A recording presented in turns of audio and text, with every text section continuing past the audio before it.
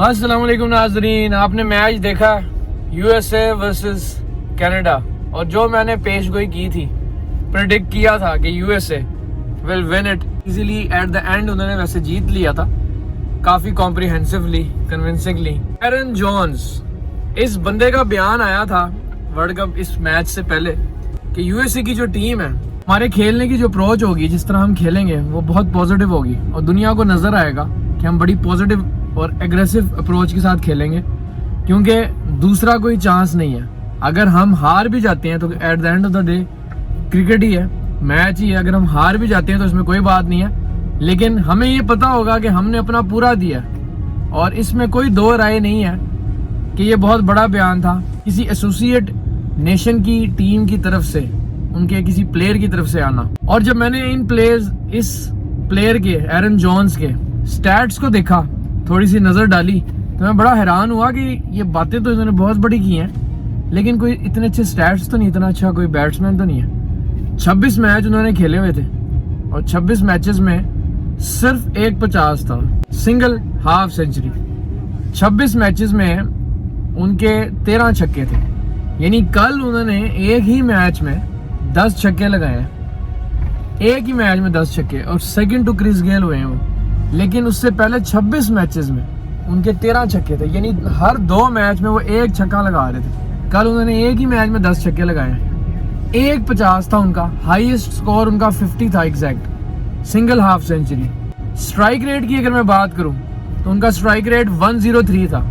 अब ये कोई इतने अच्छे स्टैट्स नहीं है, और अगर आप ऐसे प्लेयर के बयान के बाद इनके स्टैट्स पर नजर डालें तो जो मैंने सोचा था अभी वही सोचेंगे। मैंने कहा यार छोटा मुंह बड़ी बात हो गई है ना, इनका स्ट्राइक रेट अच्छा है तो कौन सी एग्रेसिव अप्रोच और इंटेंट की ये बात कर रहे हैं। लेकिन भाई साहब जो सुबह वो खेले, मेरा ख्याल है कि एरन जोन्स जब क्रीज पे आए हैं तो मैच का पांसा तब बदलना शुरू हुआ है। अगर आप विन परसेंटेज देखें क्रिकेट या किसी की भी, तो वो विन प्रेडिक्टर एरन जोन्स के क्रीज पे आने के बाद ही यूएसए की तरफ जाना शुरू हुआ। इससे पहले वो प्रेडिक्ट कर रहा था कि कनाडा के ज्यादा चांस है, कनाडा को ज्यादा रेट किया जा रहा था, और क्योंकि उनकी पोजीशन भी बेहतर थी।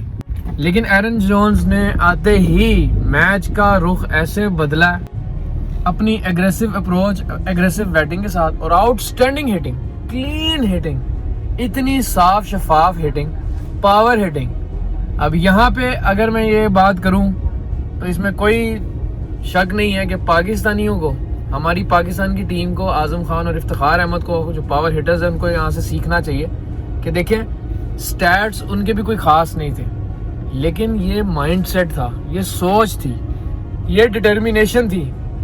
जब आपने किसी चीज़ का पुख्ता इरादा कर लिया होता है ना, और आप डिटर्मिन्ड होते हैं कि आपने ऐसे करना है, पॉजिटिव इंटेंट के साथ, पॉजिटिव अप्रोच के साथ, एग्रेसिव अप्रोच के साथ आपने खेलना है, और फिर आप सिर्फ बातें नहीं करते, आप उस पर अमल भी करते हैं, अपनी उन बातों पे, अपने एक्शन से अमल भी करते हैं, फिर अल्लाह ताला आपकी मदद भी करते हैं। फिर कुदरत का निज़ाम है, आपकी नीयत जब साफ़ होती है और आप मेहनत करके उस पर अमल भी करते हैं और हिपोक्रेसी नहीं होती ना, उसमें ऑनेस्ट होते हैं आप अपने साथ भी और मुल्क के साथ भी, तो फिर मदद आपको मिल जाती है, फिर कामयाब आप हो जाते हैं। और सुबह यही देखने को मिला कि एरन जोन्स के कोई स्टैट्स इतने अच्छे नहीं थे, लेकिन outstanding hitting, outstanding power hitting, clean hitting, 10 छक्के उन्होंने मारे। मैच उन्होंने ना सिर्फ मैच का रुख बदला, बल्कि फिर पावर, अगर हम रन रेट की बात करें, कल को बहुत फायदा होगा। यूएसए ने अपना रन रेट भी बड़ा अच्छा किया, और रन रेट को जिस तरह से उन्होंने प्रूव किया, पहले ही मैच में उन्होंने रन रेट को अपना थोड़ा सा हायर कर लिया, क्योंकि इस ग्रुप में हो सकता है अगर कोई अपसेट हो जाए, जो कि पाकिस्तान का मुझे बड़ा डर है, या इवन इंडिया के खिलाफ भी यूएसए, तो एट द एंड जो बात है वो जाएगी नेट रन रेट पे। उन्होंने कल 17 बॉल्स के मार्जिन के साथ, जो स्पेयर थी बॉल्स, उससे पहले जो अपना टारगेट अचीव किया, बड़ा मीनिंगफुल रहेगा। कनाडा के जो ओपनर्स थे उन्होंने उन्हें आउटस्टैंडिंग स्टार्ट दिया था, लेकिन यूएसए की जो बॉलिंग थी वो आपने देखा होगा कि थोड़ी सी वेवर्ड थी। अली खान बहुत एक्सपेंसिव रहे, मुझे नहीं समझ आई उनको चौथा ओवर देने की मंतक क्या थी। जसदीप सिंह का एक ओवर पड़ा था, आप जसदीप सिंह को ओवर करा सकते थे और कराना चाहिए था। अली खान को आपने आखिरी ओवर फिर दिया, 4 ओवर उसका कोटा पूरा कराया, वो पहले से ही एक्सपेंसिव नजर आ रहे थे, उनकी वेवर्ड लाइन थी। यूएसए की तरफ से जो बॉलिंग की गई थी वो उनको इतनी ज्यादा विड्थ फराहम की गई कनाडा के बैट्समैन को, और फिर उन्होंने जाहिर कैपिटलाइज किया।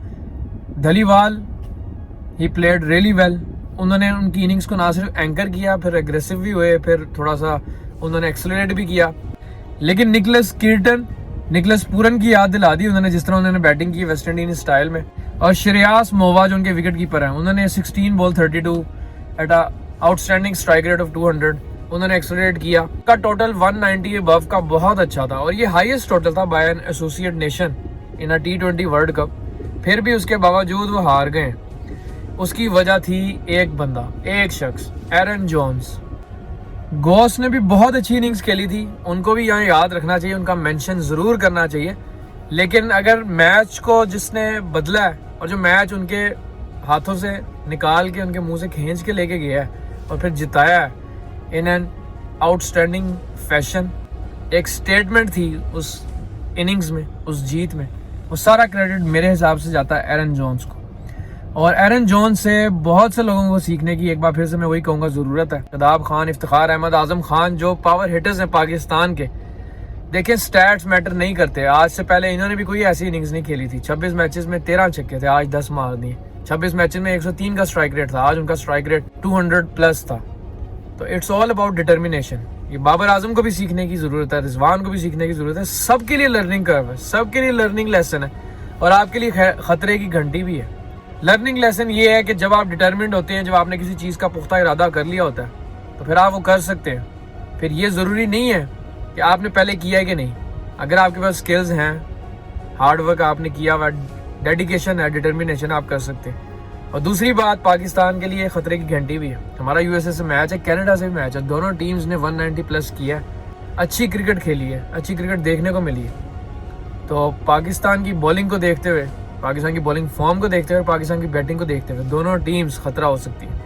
अब देखते हैं वेस्ट इंडीज शाम को PNG को किस तरह से हरा पाती है, कन्विंसिंगली हराती है, यहाँ एक क्लोज मैच जाता है। फिर मिलेंगे नाज़रीन एक नई वीडियो में। अपना फीडबैक जरूर दीजिएगा और T20 वर्ल्ड कप में जुड़े रहिए सिम टीवी के साथ। अपना ख्याल रखिएगा। अल्लाह हाफिज़।